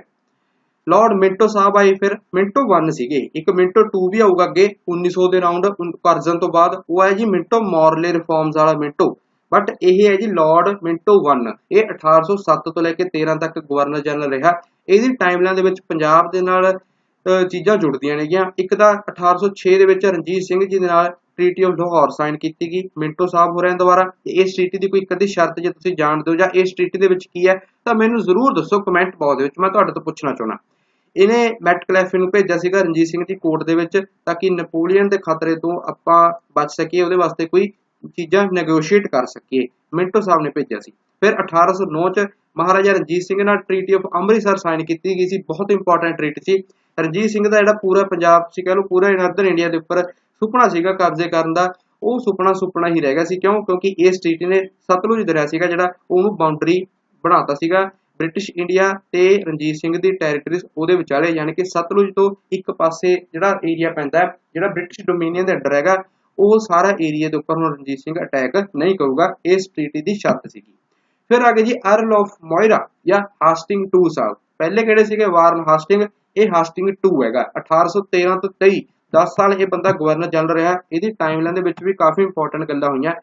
इहदा नाम तो मोयरा सीगा, बट हास्टिंग सरनेम इन्हें एडिशनली अपने नाम के नाल जोड़ लिया सी 1790 के विच। इहदी टाइमलाइन दे विच होर कुछ होया होवे चाहे ना, बट ये 10 साल जो गवर्नर जनरल रहा, ये टाइमलाइन के दो बहुत इंपॉर्टेंट लड़ाइयां लड़ियां किहड़ियां, एक तो पहली एंगलो गुरखा सॉरी एक तो गुरखा वार लड़ी गई 1814 तो 16 तक चली, नेपालियों के नाल लड़ी सी, ये तुहानूं याद होवे, ते ट्रीटी ऑफ सघौली साइन की गई सी। फिर एक तीसरी एंगलो मराठा वार 1818 च लड़ी गई, जिहदे विच बाजीराव टू होरां नूं हराता सीगा, ते फिर बाद चों सबसिडरी अलायंस साइन कर लिया सीगा ਉਹਨਾਂ ਦੇ ਨਾਲ। ਉਹ ਤਾਂ ਪਹਿਲਾਂ ਹੀ ਕਰ ਲਿਆ ਸੀਗਾ ਬੇਸਿਕਲੀ, ਬਟ ਮਰਾਠਿਆਂ ਨੂੰ ਟੋਟਲੀ ਤੁਸੀਂ ਕਹਿ ਲਓ ਡੀਥਰੋਨ ਕਰਤਾ ਸੀ ਇਸ ਤੀਸਰੀ ਐਂਗਲੋ ਮਰਾਠਾ ਵਾਰ ਤੋਂ ਬਾਅਦ। ਤੇ ਇਸ ਵੇਲੇ ਗਵਰਨਰ ਜਨਰਲ ਹੁੰਦੇ ਸੀਗੇ ਹਾਸਟਿੰਗ ਟੂ ਸਾਹਿਬ। ਫਿਰ ਅੱਗੇ ਜੀ ਲਾਰਡ ਆਰਮਹਿਸਟ 1823 ਤੋਂ ਲੈ ਕੇ 28 ਤੱਕ ਇਹ ਗਵਰਨਰ ਜਨਰਲ ਰਹੇ। ਇਹਨਾਂ ਦੀ ਟਾਈਮਲਾਈਨ ਦੇ ਵਿੱਚ ਦੋ ਬਹੁਤ ਇੰਪੋਰਟੈਂਟ ਚੀਜ਼ਾਂ ਵਾਪਰੀਆਂ, ਇੱਕ ਤਾਂ ਪਹਿਲੀ ਐਂਗਲੋ ਬਰਮਾ ਵਾਰ 1824 ਤੋਂ ਲੈ ਕੇ 26 ਤੱਕ ਚੱਲੀ, ਅੰਗਰੇਜ਼ਾਂ ਨੇ ਹਰਾਇਆ ਬਰਮਾ ਦੇ ਰਾਜੇ ਨੂੰ ਤੇ ਟ੍ਰੀਟੀ ਆਫ ਜੰਗਡਾਬੂ ਸਾਈਨ ਕੀਤੀ। ਫਿਰ ਇੱਕ ਬੈਰਕਪੁਰ ਮਿਊਟੀਨੀ, ਜਿਹਦੇ ਬਾਰੇ ਆਪਾਂ ਕੱਲ ਗੱਲ ਕੀਤੀ ਸੀ, 1824 ਦੇ ਵਿੱਚ ਲੜੀ ਸੀ ਭਿੰਦੇ ਤਿਵਾਰੀ ਹੋਰਿਆਂ ਨੇ ਇਹਨਾਂ ਦੇ ਅੰਗਰੇਜ਼ਾਂ ਦੇ ਖਿਲਾਫ, ਉਹ ਵੀ ਇਸ ਲਾਰਡ ਆਰਮਹਿਸਟ ਦੇ ਟਾਈਮਲਾਈਨ ਦੇ ਵਿੱਚ ਦੇਖਣ ਨੂੰ ਮਿਲੀ ਹੈ। ਫਿਰ ਆ ਗਏ ਜੀ ਵਿਲੀਅਮ ਬੈਂਟਿਕ ਸਾਹਿਬ 1828 ਤੋਂ ਲੈ ਕੇ 35 ਤੱਕ ਇਹ ਗਵਰਨਰ ਜਨਰਲ ਰਹੇ। ਤੇ ਹੁਣ ਇਹਨਾਂ ਤੋਂ ਆਪਾਂ ਸ਼ੁਰੂਆਤ ਕਰਦੇ ਹਾਂ ਗਵਰਨਰ ਜਨਰਲ ਆਫ ਬੰਗਾਲ ਨੂੰ ਗਵਰਨਰ ਜਨਰਲ ਆਫ ਇੰਡੀਆ ਕਿਹਾ ਕਰਾਂਗੇ। ਕਿਉਂ? ਕਿਉਂਕਿ ਚਾਰਟਰ ਐਕਟ 1833 ਵਾਲਾ ਜਿਹੜਾ ਅੰਗਰੇਜ਼ਾਂ ਨੇ ਲਿਆਂਦਾ ਸੀ, ਉਹਨੇ ਇਹ ਚੀਜ਼ ਚੇਂਜ ਕਰਤੀ ਸੀ ਵੀ ਹੁਣ ਤੋਂ ਜਿਹੜਾ ਗਵਰਨਰ ਜਨਰਲ ਆਫ ਬੰਗਾਲ ਹੋਊਗਾ ਉਹ ਗਵਰਨਰ ਜਨਰਲ ਆਫ ਇੰਡੀਆ ਖਵਾਊਗਾ। ਤੇ ਇਹ ਪਹਿਲੇ ਗਵਰਨਰ ਜਨਰਲ ਆਫ ਇੰਡੀਆ ਸੀਗੇ ਤੇ ਇਹ last governor general of Bengal ਸੀਗੇ। ਗੱਲ ਹੋ ਗਈ ਕਲੀਅਰ। ਹੁਣ ਆਪਾਂ ਗੱਲ ਕਰੀਏ ਇਹਨਾਂ ਨੇ ਕੀ ਕੀਤਾ ਉਹਦੇ ਸਮੇਂ ਦੇ ਵਿੱਚ, ਜਾਂ ਇਹਨਾਂ ਦੇ ਸਮੇਂ ਦੇ ਵਿੱਚ ਕੀ ਵਾਪਰਿਆ ਬੈਂਟਿਕ ਸਾਹਿਬ ਦੇ ਸਮੇਂ ਦੇ ਵਿੱਚ। ਤਾਂ ਸਭ ਤੋਂ ਪਹਿਲਾਂ ਕੋਰਟਸ ਕਚਹਿਰੀਆਂ ਦੀ ਜਿਹੜੀ ਲੈਂਗੁਏਜ ਹੁੰਦੀ ਸੀ ਇੰਗਲਿਸ਼ ਤੋਂ ਪਰਸ਼ੀਅਨ ਹੁੰਦੀ ਸੀ, ਪਹਿਲਾਂ ਹਾਇਰ ਕੋਰਟਸ ਦੀ ਜਿਹੜੀ ਲੈਂਗੁਏਜ ਹੁੰਦੀ ਸੀ ਪਰਸ਼ੀਅਨ ਹੁੰਦੀ ਸੀ, ਪਰਸ਼ੀਅਨ ਤੋਂ ਇਹਨੇ ਇੰਗਲਿਸ਼ ਕਰਤੀ। ਤੇ ਇਹਨੇ ਇਹ ਐਨਕਰੇਜ ਕੀਤਾ ਵੀ ਵੈਸਟਰਨ ਸਟਾਈਲ ਦੇ ਵਿੱਚ ਭਾਰਤੀਆਂ ਨੂੰ ਐਜੂਕੇਸ਼ਨ ਪ੍ਰੋਵਾਈਡ ਕਰੋ ਤਾਂ ਕਿ ਬਿਊਰੋਕ੍ਰੇਸੀ ਦੇ ਵਿੱਚ ਆ ਕੇ ਉਹ ਆਪਣੀ ਹੈਲਪ ਕਰ ਸਕਣ ਆਪਣੇ ਕੰਮਕਾਰ ਦੇ ਵਿੱਚ। ਸਤੀ ਬੈਂਟਿਕ ਸਾਹਿਬ ਨੇ ਅਬੋਲਿਸ਼ ਕੀਤੀ, ਕੱਲ ਆਪਾਂ ਪੜ੍ਹ ਚੁੱਕੇ ਹਾਂ। ਇਹਨਾਂ ਨੇ ਇੱਕ ਰੈਗੂਲੇਸ਼ਨ ਇਸ਼ੂ ਕੀਤੀ ਸੀ, ਉਹਦਾ ਨਾਮ ਸੀਗਾ ਰੈਗੂਲੇਸ਼ਨ 17 XVII। ਇਸ ਰੈਗੂਲੇਸ਼ਨ ਨੇ ਸਤੀ ਜੇ ਕੋਈ ਕਮਿਟ ਕਰਦਾ ਸੀ ਤਾਂ ਜੇ ਕੋਈ ਕਰਾਉਂਦਾ ਸੀ ਧੱਕੇ ਨਾਲ, ਉਹ ਇੱਕ ਪਨਿਸ਼ੇਬਲ ਅਫੈਂਸ ਸੀਗਾ ਤੇ ਸਤੀ ਨੂੰ ਇਹਨੇ ਬੈਨ ਕਰਤਾ ਸੀਗਾ ਬੈਂਟਿਕ ਸਾਹਿਬ ਨੇ ਰਾਜਾ ਰਾਮ ਮੋਹਨ ਸਾਹਿਬ ਰਾਜ ਦੀ ਸਲਾਹ ਦੇ ਨਾਲ। ਫਿਰ ਬੇਸਿਕਲੀ ਬੈਂਟਿਕ ਸਾਹਿਬ ਨਾ ਕੰਜੂਸ ਵਾਲਾ ਸੀਗਾ, ਫਾਈਨੈਂਸ਼ੀਅਲ ਐਫੀਸ਼ੀਐਂਸੀ ਦੇ ਵਿੱਚ ਆਪਦੇ ਆਪ ਨੂੰ ਉਸਤਾਦ ਦਿਖਾਉਂਦਾ ਸੀਗਾ, ਪੈਸਾ ਜਿੰਨਾ ਹੋ ਸਕਦਾ ਸੀ ਬਚਾਉਣਾ ਚਾਹੁੰਦਾ ਸੀਗਾ ਇਹ।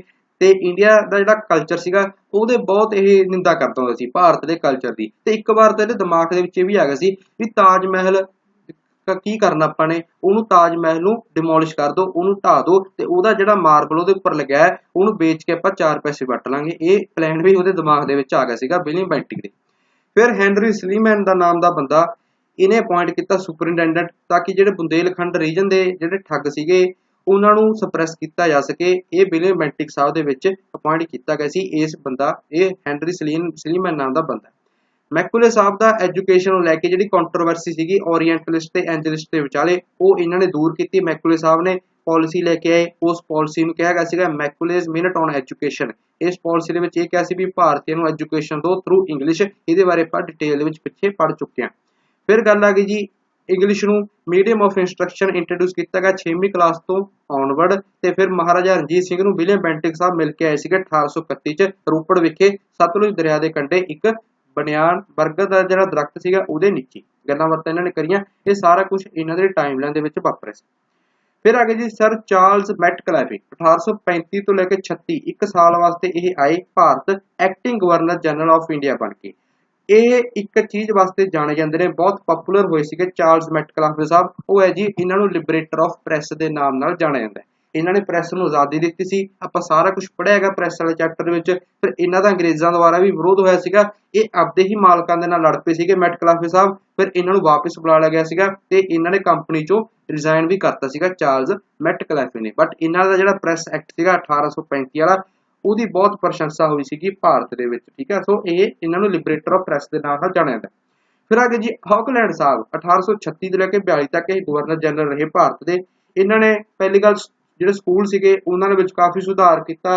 ਜਿਹੜੀ ਈਸਟ ਇੰਡੀਆ ਕੰਪਨੀ ਸੀ ਉਹਦੀਆਂ ਜਿਹੜੀਆਂ ਇੰਡਸਟਰੀਜ਼ ਵਗੈਰਾ ਸੀਆਂ ਉਹਦੀ ਵੀ ਕਾਫੀ ਜ਼ਿਆਦਾ ਐਕਸਪੈਂਸ਼ਨ ਕੀਤੀ ਅੱਜ ਦੇ ਸਮੇਂ ਦੇ ਵਿੱਚ। ਇਹ ਤਾਂ ਚਲੋ ਬੇਸਿਕ ਗੱਲਾਂ ਨੇ, ਬਟ ਜਿਹੜੀ ਮੇਨ ਗੱਲਾਂ ਨੇ ਆਕਲੈਂਡ ਸਾਹਿਬ ਦੇ ਟਾਈਮਲਾਈਨ ਦੇ ਵਿੱਚ ਹੋਈਆਂ ਉਹ ਕੀ ਸੀਆਂ। ਇੱਕ ਤਾਂ ਰਣਜੀਤ ਸਿੰਘ, ਸ਼ਾਹ ਸ਼ੂਜਾ ਤੇ ਲਾਰਡ ਆਕਲੈਂਡ, ਇਹਨਾਂ ਤਿੰਨਾਂ ਦੇ ਵਿਚਾਲੇ 1838 ਚ ਇੱਕ ਟ੍ਰੀਟੀ ਸਾਈਨ ਕੀਤੀ ਗਈ ਸੀ। ਉਸ ਟ੍ਰੀਟੀ ਦਾ ਨਾਮ ਸੀਗਾ ਟ੍ਰਾਈਪਾਰਟਾਈਟ ਟ੍ਰੀਟੀ। ਯਾਦ ਹੋਵੇ ਤੁਹਾਨੂੰ, ਸ਼ਾਹ ਸ਼ੂਜਾ ਨੂੰ ਇਹ ਕਹਿਤਾ ਸੀਗਾ ਵੀ ਤੂੰ ਸਾਡੀ ਹੈਲਪ ਕਰ ठीक है, अफगानिस्तान च दोस्त मुहम्मद खान नूं असीं हटा दांगे ते तैनूं अफगानिस्तान दा जिहड़ा अमीर आ असीं ओह अपॉइंट कर दांगे। ठीक है, ये सारा कुछ होर भी सीगा, बहुत ट्रीटी दे शर्तां ਉਹ ਆਪਾਂ ਪੜ੍ਹੀਆਂ ਹੋਈਆਂ ਨੇਗੀਆਂ। ਸੋ ਇਹ ਆਕਲੈਂਡ ਸਾਹਿਬ ਦੇ ਟਾਈਮ ਦੇ ਵਿੱਚ ਟ੍ਰੀਟੀ ਸਾਈਨ ਹੋਈ ਸੀ। ਮਹਾਰਾਜਾ ਰਣਜੀਤ ਸਿੰਘ ਦੀ ਡੈਥ ਵੀ 1839 ਚ ਲਾਰਡ ਆਕਲੈਂਡ ਸਾਹਿਬ ਦੇ ਟਾਈਮਲਾਈਨ ਦੇ ਵਿੱਚ ਹੋਈ ਸੀ। ਤੁਹਾਡੇ ਤੋਂ ਪੇਪਰ ਦੇ ਵਿੱਚ ਪੁੱਛ ਸਕਦਾ ਐਗਜ਼ਾਮੀਨਰ। ਫਿਰ ਪਹਿਲੀ ਐਂਗਲੋ ਅਫਗਾਨ ਵਾਰ 1839 ਤੋਂ ਲੈ ਕੇ 42 ਤੱਕ ਚੱਲੀ, ਉਹ ਵੀ ਆਕਲੈਂਡ ਸਾਹਿਬ ਦੇ ਟਾਈਮਲਾਈਨ ਦੇ ਵਿੱਚ ਹੋਈ ਸੀ। ਅੰਗਰੇਜ਼ਾਂ ਨੂੰ ਬੜੀ ਹਾਰ ਮਹਿਸੂਸ ਹੋਈ। ਠੀਕ ਹੈ, ਹਾਰ ਦਾ ਸਾਹਮਣਾ ਕਰਨਾ ਪਿਆ, ਬੇਇੱਜ਼ਤੀ ਹੋਈ ਅੱਡ, ਲਾਪਾ ਹੋਈ ਅੱਡ। ਦੋਸਤ ਮੁਹੰਮਦ ਖਾਨ ਨੂੰ ਹਟਾਇਆ, ਜਿਨ੍ਹਾਂ ਨੇ ਅੰਗਰੇਜ਼ਾਂ ਨੇ, ਉਹ ਲੋਕਪ੍ਰਿय ਉਹਨਾਂ ਦਾ ਲੀਡਰ ਸੀਗਾ, ਰਾਜਾ ਸੀਗਾ ਲੋਕਾਂ ਦਾ। ਤੇ ਸ਼ਾਹ ਸ਼ੁਜਾ ਨੂੰ ਲੋਕਾਂ ਨੇ ਹੀ ਮਾਰਤਾ, ਮੌਬ ਲਿੰਚਿੰਗ ਕਰਤੀ ਉਹਦੀ। ਤੇ ਦੋਸਤ ਮੁਹੰਮਦ ਖਾਨ ਨੂੰ ਮਜਬੂਰਨ ਅੰਗਰੇਜ਼ਾਂ ਨੂੰ ਦੁਬਾਰਾ ਗੱਦੀ ਤੇ ਬਿਠਾਉਣਾ ਪੈ ਗਿਆ। ਫਿਰ ਆਕਲੈਂਡ ਸਾਹਿਬ ਦੀ ਜਿਹੜੀ ਬੇਇੱਜ਼ਤੀ ਕਰਵਾਈ ਸੀ ਇਹਨਾਂ ਨੇ, ਧਰਤੀ 'ਚ ਵਾਲੇ ਸੀਗੇ ਆਪਦੇ ਅਫਸਰ ਸਾਹਿਬ ਹੋਰੀ, ਉਹਨਾਂ ਨੇ ਕੀ ਕੀਤਾ, ਇਹਨਾਂ ਨੂੰ ਵਾਪਿਸ ਇੰਗਲੈਂਡ ਬੁਲਾ ਲਿਆ ਸੀਗਾ। ਤੇ ਫਿਰ ਇਹਨਾਂ ਦੀ ਜਗ੍ਹਾ ਤੇ ਭੇਜਿਆ ਜੀ ਅਗਲੇ ਗਵਰਨਰ ਜਨਰਲ ਨੂੰ, ਉਹਦਾ ਨਾਮ ਸੀਗਾ ਲਾਰਡ ਐਲਨਬਰੋ। 1842 ਤੋਂ ਲੈ ਕੇ 44 ਤੱਕ ਇਹ ਗਵਰਨਰ ਜਨਰਲ ਰਿਹਾ ਭਾਰਤ ਦਾ। ਇਹਨੂੰ ਭੇਜਿਆ ਤਾਂ ਗਿਆ ਸੀਗਾ ਵੀ ਭਾਰਤ ਦੇ ਵਿੱਚ ਖਾਸ ਕਰਕੇ ਏਸ਼ੀਆ ਰੀਜਨ ਹੈ, ਉੱਥੇ ਪੀਸ ਰਿਸਟੋਰ ਕਰ। ਬਟ ਇਹਦਾ ਤਾਂ ਜਿਹੜਾ ਟਾਈਮਲਾਈਨ ਸੀਗੀ ਉਹ ਤਾਂ ਲੜਾਈਆਂ ਦੇ ਵਿੱਚ ਹੀ ਤੁਸੀਂ ਕਹਿ ਲਓ ਲੰਘ ਗਈ ਸੀ ਇਹਦੀ ਟਾਈਮਲਾਈਨ। ਇਹਦੀ ਟਾਈਮਲਾਈਨ ਦੇ ਵਿੱਚ ਹੋਇਆ ਕੀ, ਇੱਕ ਤਾਂ ਸਿੰਧ ਸੀਗਾ, ਜਿਹੜਾ ਸਿੰਧ ਪ੍ਰੋਵਿੰਸ, ਉਹਨੂੰ ਅਨੈਕਸ ਕੀਤਾ ਗਿਆ ਇਹਨਾਂ ਦੁਆਰਾ। ਐਲਨਬਰੋ ਨੇ ਚਾਰਲਸ ਨੇਪੀਅਰ ਨਾਮ ਦੇ ਬੰਦੇ ਨੂੰ ਭੇਜਿਆ ਸਿੰਧ ਨੂੰ ਅਨੈਕਸ ਕਰਨ ਦੇ ਲਈ, ਤੇ ਸਿੰਧ ਨੂੰ ਅਨੈਕਸ ਕਰ ਵੀ ਲਿੱਤਾ ਗਿਆ ਸੀ 1843 ਚ। ਦੂਸਰੀ ਸਭ ਤੋਂ ਇੰਪੋਰਟੈਂਟ ਗੱਲ, ਐਲਨਬਰੋ ਸਾਹਿਬ ਨੇ ਸਲੇਵਰੀ ਨੂੰ ਅਬੋਲਿਸ਼ ਕੀਤਾ ਸੀ। ਇਹ ਕੁਐਸਚਨ ਬਹੁਤ ਪੁੱਛਿਆ ਜਾਂਦਾ ਪੇਪਰਾਂ ਦੇ ਵਿੱਚ। ਫਿਰ ਆ ਗਏ ਸਰ ਹੈਨਰੀ ਹਾਰਡਿੰਗੇ, 1844 ਤੋਂ ਲੈ ਕੇ 48 ਤੱਕ ਇਹ ਗਵਰਨਰ ਜਨਰਲ ਰਹੇ ਭਾਰਤ ਦੇ। ਇਹਨਾਂ ਦੀ ਟਾਈਮਲਾਈਨ ਦੇ ਵਿੱਚ ਸਭ ਤੋਂ ਪਹਿਲਾਂ ਤਾਂ ਪਹਿਲੀ ਐਂਗਲੋ ਸਿੱਖ ਵਾਰ ਆਪਾਂ ਨੂੰ ਦੇਖਣ ਨੂੰ ਮਿਲੀ ਹੈ 1845 ਤੋਂ 46 ਤੱਕ। ਸਿੱਖ ਹਾਰ ਗਏ ਸੀਗੇ। ਇਸ ਬੈਟਲ ਨੂੰ ਟ੍ਰੀਟੀ ਆਫ ਲਾਹੌਰ ਸਾਈਨ ਕੀਤੀ ਗਈ ਸੀਗੀ ਅੰਗਰੇਜ਼ ਤੇ ਮਹਾਰਾਜਾ ਦਲੀਪ ਸਿੰਘ ਦੇ ਵਿਚਾਲੇ 9 ਮਾਰਚ 1846 ਨੂੰ। ਤੇ ਲਾਹੌਰ ਦਾ ਜਿਹੜਾ ਤੁਸੀਂ ਕਹਿ ਲਓ ਕੋਰਟ ਸੀਗੀ, ਉੱਥੇ ਇੱਕ ਬ੍ਰਿਟਿਸ਼ ਰੈਜ਼ੀਡੈਂਟ ਹੈਨਰੀ ਲਾਰੈਂਸ ਨਾਮ ਦਾ ਬੰਦਾ ਅਪਾਇੰਟ ਕੀਤਾ ਗਿਆ ਸੀਗਾ। ਫਿਰ 16 ਮਾਰਚ 1846 ਨੂੰ ਇੱਕ ਟ੍ਰੀਟੀ ਆਫ ਅੰਮ੍ਰਿਤਸਰ ਵੀ ਸਾਈਨ ਕੀਤੀ ਗਈ ਸੀ ਹਾਰਡਿੰਗੇ ਤੇ ਮਹਾਰਾਜਾ ਗੁਲਾਬ ਸਿੰਘ ਡੋਗਰਾ ਇਹਦੇ ਵਿਚਾਲੇ।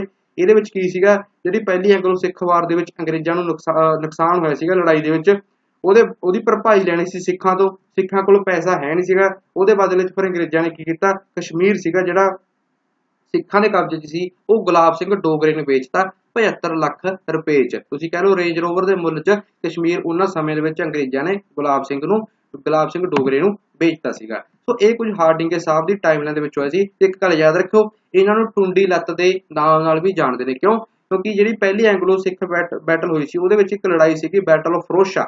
ਉਹ ਬੈਟਲ ਦੇ ਵਿੱਚ ਲੜਦੇ ਜ਼ਖਮੀ ਹੋ ਗਏ ਸੀਗੇ, ਟੁੰਡੇ ਹੋ ਗਏ ਸੀ, ਹੱਥ ਪੈਰ ਇਹਨਾਂ ਟੁੱਟ ਗਿਆ ਸੀ, ਤਾਂ ਕਰਕੇ ਇਹਨਾਂ ਨੂੰ ਟੁੰਡੀ ਲੱਤ ਦੇ ਨਾਮ ਨਾਲ ਜਾਣਿਆ ਜਾਂਦਾ। ਇਹ ਚੀਜ਼ ਆਪਦੇ ਨੋਟਸ 'ਚ ਲਿਖ ਲਓ, UPSC ਨੇ ਕੁਐਸਚਨ ਪੁੱਛਿਆ ਹੋਇਆ। ਫਿਰ ਆ ਕੇ ਲਾਰਡ ਡਲਹੌਜੀ ਸਾਹਿਬ, ਬੜੇ ਮਸ਼ਹੂਰ ਗਵਰਨਰ ਜਨਰਲ ਸੀਗੇ ਭਾਰਤ ਦੇ।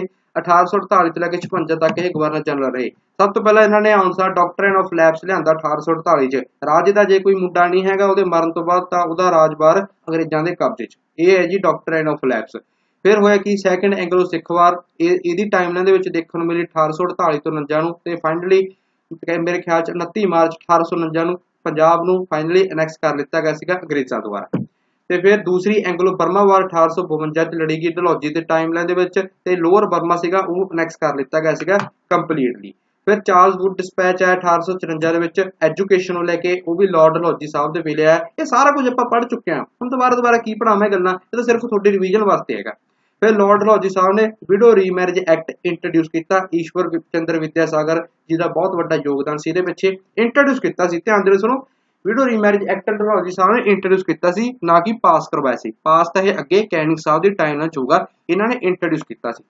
ਫਿਰ ਇਹਨਾਂ ਨੇ ਟੈਲੀਗ੍ਰਾਫ ਸਰਵਿਸ ਲਿਆਂਦੀ ਇੰਡੀਆ ਦੇ ਵਿੱਚ, ਤੇ ਇਸ ਟੈਲੀਗ੍ਰਾਫ ਸਰਵਿਸ ਤੁਸੀਂ ਕਹਿ ਲਓ ਪਹਿਲੇ ਡਾਇਰੈਕਟਰ ਜਨਰਲ ਬਣੇ ਸੀ 1852 ਚ, ਵਿਲੀਅਮ ਬਰੁਕ ਓ ਸ਼ੌਨਸੀ। ਤੇ ਫਿਰ ਇਹਨਾਂ ਨੇ ਪਹਿਲੀ ਪੈਸੇਂਜਰ ਟ੍ਰੇਨ ਸਰਵਿਸ ਵੀ ਇਹਨਾਂ ਦੇ ਟਾਈਮਲਾਈਨ ਦੇ ਵਿੱਚ ਚੱਲੀ ਡਲਹੌਜੀ ਸਾਹਿਬ ਦੇ ਵਿੱਚ, ਕਿੱਥੋਂ, ਬੰਬੇ ਤੋਂ ਲੈ ਕੇ ਥਾਣੇ ਤੱਕ 1853 ਦੇ ਵਿੱਚ। ਤੇ ਅੱਗੇ ਆ ਕੇ ਜੀ ਲਾਸਟ ਈਸਟ ਇੰਡੀਆ ਕੰਪਨੀ ਦੇ ਗਵਰਨਰ ਜਨਰਲ ਕੌਣ ਸੀਗੇ, ਉਹ ਸੀਗੇ ਲਾਰਡ ਕੈਨਿੰਗ ਸਾਹਿਬ। 1856 ਤੋਂ ਲੈ ਕੇ 62 ਤੱਕ ਇਹ ਰਹੇ। ਠੀਕ ਹੈ, ਬੇਸਿਕਲੀ ਇਹਨਾਂ ਦੀ ਟਾਈਮਲਾਈਨ ਦੇ ਵਿੱਚ ਆਪਾਂ ਨੂੰ ਜਿਹੜਾ 1857 ਦਾ ਵਿਦਰੋਹ ਸੀ ਉਹ ਦੇਖਣ ਨੂੰ ਮਿਲਿਆ। ਫਿਰ ਕੰਪਨੀ ਭਜਾਤੀ। ਉਸ ਤੋਂ ਬਾਅਦ ਕੀ ਹੋਇਆ, ਕੈਨਿੰਗ ਸਾਹਿਬ ਜੋ ਕਿ ਈਸਟ ਇੰਡੀਆ ਕੰਪਨੀ ਦੇ ਲਾਸਟ ਗਵਰਨਰ ਜਨਰਲ ਸੀ, ਉਹ ਹੁਣ ਤੋਂ ਬ੍ਰਿਟਿਸ਼ ਇੰਡੀਆ ਦੇ ਬ੍ਰਿਟਿਸ਼ ਗਵਰਨਮੈਂਟ ਦੇ ਪਹਿਲੇ ਗਵਰਨਰ ਜਨਰਲ ਬਣੇ ਤੇ ਵਾਇਸਰਾਏ ਵੀ ਬਣੇ ਉਹ। ਸੋ ਫਿਰ ਇਹਨਾਂ ਦੀ ਟਾਈਮਲਾਈਨ ਦੇ ਵਿੱਚ ਇੱਕ ਤਾਂ ਗਵਰਨਮੈਂਟ ਆਫ ਇੰਡੀਆ ਐਕਟ ਤੁਸੀਂ ਕਹਿ ਲਓ 1858 ਆ ਗਿਆ, 1861 ਵਾਲਾ ਐਕਟ ਵੀ ਇਹਨਾਂ ਦੇ ਟਾਈਮਲਾਈਨ ਦੇ ਵਿੱਚ ਆ ਗਿਆ ਸੀਗਾ। ਫਿਰ ਚਾਰਲਸ ਵੁੱਡ ਡਿਸਪੈਚ ਸੀਗਾ ਜਿਹੜਾ ਕਿ ਡਲਹੌਜੀ ਸਾਹਿਬ ਦੇ ਵੇਲੇ ਆਇਆ ਸੀਗਾ, ਉਹਦੀਆਂ ਜਿਹੜੇ ਰਿਕਮੈਂਡੇਸ਼ਨਾਂ ਸੀਆਂ ਉਹ ਲॉर्ड ਕੈਨਿੰਗ ਸਾਹਿਬ ਦੇ ਸਮੇਂ 'ਚ ਲਾਗੂ ਹੋਈਆਂ ਸੀਗੀਆਂ। ਫਿਰ ਇਹਨਾਂ ਨੇ ਐਜੂਕੇਸ਼ਨ ਡਿਪਾਰਟਮੈਂਟ ਐਸਟੈਬਲਿਸ਼ ਕੀਤੇ ਕਈ ਪ੍ਰੋਵਿੰਸ ਦੇ ਵਿੱਚ, ਤੇ ਕਲਕੱਤਾ, ਬੰਬੇ ਤੇ ਮਦਰਾਸ ਵਿਖੇ ਵੀ ਯੂਨੀਵਰਸਿਟੀਆਂ ਐਸਟੈਬਲਿਸ਼ ਹੋਈਆਂ ਲॉर्ड ਕੈਨਿੰਗ ਸਾਹਿਬ ਦੇ ਟਾਈਮਲਾਈਨ ਦੇ ਵਿੱਚ। ਵਿਡੋ ਰੀਮੈਰਿਜ ਐਕਟ ਸੀਗਾ ਜਿਹੜਾ 1856 ਚ ਲਿਆਂਦਾ ਗਿਆ ਸੀਗਾ, ਇੰਟਰੋਡਿਊਸ ਕੀਤਾ ਗਿਆ ਸੀਗਾ ਡਲਹੌਜੀ ਸਾਹਿਬ ਦੁਆਰਾ, ਉਹਨੂੰ ਲਾਗੂ ਕਰਵਾਇਆ ਗਿਆ ਲॉर्ड ਕੈਨਿੰਗ ਦੁਆਰਾ, ਤੇ ਇਹ ਈਸਟ ਇੰਡੀਆ ਕੰਪਨੀ ਦੇ ਲਾਸਟ ਗਵਰਨਰ ਜਨਰਲ ਹੁੰਦੇ ਸੀਗੇ। ਸੋ ਇਹ ਸਾਰੇ ਸੀਗੇ ਜੀ ਈਸਟ ਇੰਡੀਆ ਕੰਪਨੀ ਦੇ ਗਵਰਨਰ ਜਨਰਲ। ਤੇ ਅੱਜ ਆਪਣੀ ਮਾਡਰਨ ਹਿਸਟਰੀ ਤੁਸੀਂ ਕਹਿ ਲਓ ਹਾਫ ਪੋਰਸ਼ਨ ਕੰਪਲੀਟ ਹੋ ਚੁੱਕਿਆ ਹੈ, ਠੀਕ ਹੈ ਜੀ। ਤੇ ਮੈਂ ਉਮੀਦ ਕਰਦਾ ਤੁਹਾਨੂੰ ਹੁਣ ਤੱਕ ਜਿੰਨਾ ਵੀ ਆਪਾਂ ਡਿਸਕਸ ਕੀਤਾ ਸਾਰਾ ਕੁਝ ਵਧੀਆ ਸਮਝ ਆਇਆ ਹੋਊਗਾ। ਕੱਲ ਤੋਂ ਆਪਾਂ ਫਿਰ ਮਾਡਰਨ ਹਿਸਟਰੀ ਦਾ ਇੱਕ ਨਵਾਂ ਫੇਜ਼ ਡਿਸਕਸ ਕਰਾਂਗੇ। ਧੰਨਵਾਦ।